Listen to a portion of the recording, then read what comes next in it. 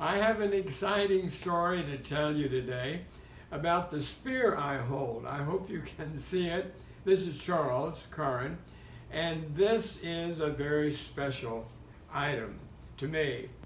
I was in a restaurant in West Florida, Clearwater Beach, a few years ago, and a stranger walked up to me, a woman, Gavetta Hawkins, who introduced herself. She was a missionary in Brazil.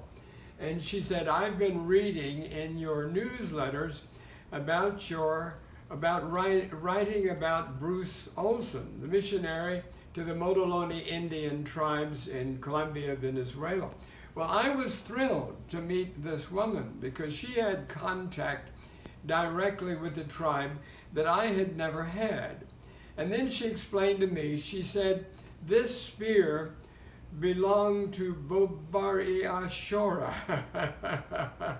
And I grabbed it, I took it carefully, but I couldn't believe what she was telling me. Anyway, I want to share that with you regarding Bruce Olson. I was in Chicago, it's probably been 15 years ago now, and Bruce and I were attending a meeting. We had never met, but I had that opportunity. I began my ministry in 1949. Bruce began his about 6 or 7 years later. He was from Minnesota, young Lutheran man who got saved, got filled with the Holy Spirit, and the Holy Spirit spoke to him, told him that he was to become a missionary to the Motiloni Indian tribe in the interior of Colombia and Venezuela. Well, he was still a teenager, but a very brilliant one. He was a linguist. He had already learned a number of languages, and his parents had great ambitions for him to become a professor of language in some Ivy League school. But the Holy Spirit had different, very wonderful plans. God was going to send him to this Indian tribe in the Andes Mountains.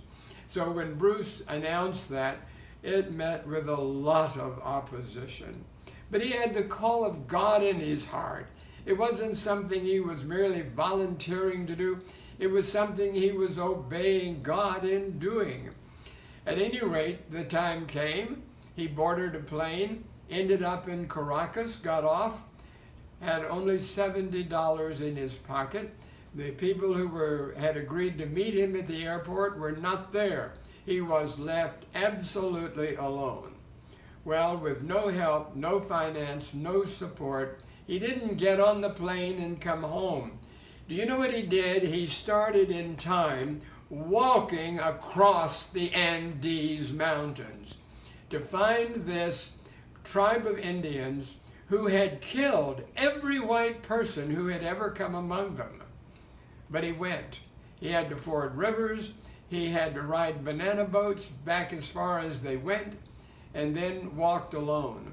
And would you believe it was a spear like this that greeted him when he finally got to the Motiloni territory.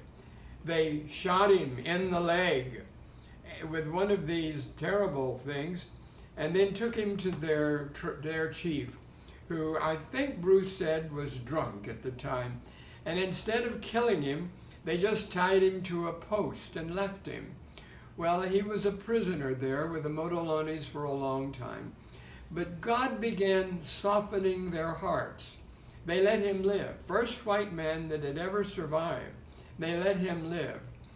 And he began in Motiloni language and mentality explaining who Jesus Christ was. Well, it took a long time, but he succeeded. And Bobari Ashora was his first convert, a young man who suddenly had the impact of the Holy Spirit, who was genuinely born again, genuinely saved, genuinely filled with the Spirit. And he began preaching to the other Motilonis. And it was Bobari Ashora that converted many of them. Well, the story is that in a matter of a few years, this Motiloni tribe and Bruce had evangelized 18 other Indian tribes in the interior of South America. Now hear this carefully, because in a few years, Bruce had established with Motilonis 28 medical stations, 50 Motiloni health centers in the jungle, staffed with native doctors. Listen to that. They established 45 bilingual schools. He developed a language in the Motiloni tongue. They published a newspaper that was circulated among all the various tribal groups. They had 42 agricultural centers, 250 missionary graduates, eventually, over a period of several years, preaching the gospel in 22 other different Latin American tongues. Now that was other tribes. Listen to that. That was what the Holy Spirit did to a young man who was willing to follow God. The tribe soon had a representative in Colombia's National State Assembly, and another became the director of the Office of Indian Affairs for the national government, Northeast Colombia. And later, when a Colombian earthquake left 180,000 people homeless, it was a Motiloni medical team of native physicians and nurses that gave assistance to more than 5,000 victims. And that's astounding. And then in 1988, Bruce was captured by communist guerrillas, kept for 1 year with his arms tied around a tree behind his back, exposed to the rain, exposed to the bugs, exposed to the mosquitoes, and he escaped. Finally, was able to get away. But do you know what he did? He went right back to his tribe and continued the witness and the work among them.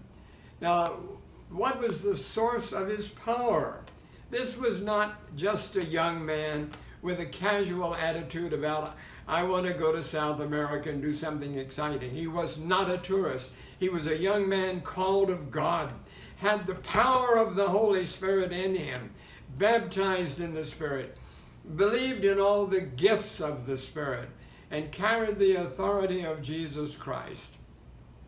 Well, would you believe that Bobi Arashora, who owned this spear, was the first of those Motiloni tribesmen who was murdered, killed.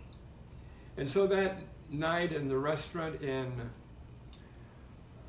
West Florida, when this dear missionary from Brazil, Gaveta Hawkins, put this in my hand and told me this was made by Bobby. This was his personal spear.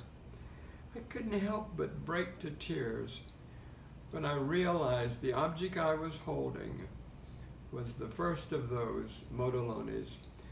Would you believe that Bruce later addressed the United Nations? He was given numerous honorary doctorate degrees. One, in fact, the day we were in Chicago together, was awarded him by Pat Robinson's university. But you know, he didn't go to the university to get it. He got on a plane and went right back to South America. From there, probably got on a banana boat, went up the river, and found his friends. Anyway, that's what the Holy Spirit does in a life committed to Him. So God bless you. Pray for missionaries worldwide. And if these little videos are blessing you, tap on the button, the subscribe button, and let us know you're hearing them. All right? God bless you. We'll talk again soon. Bye.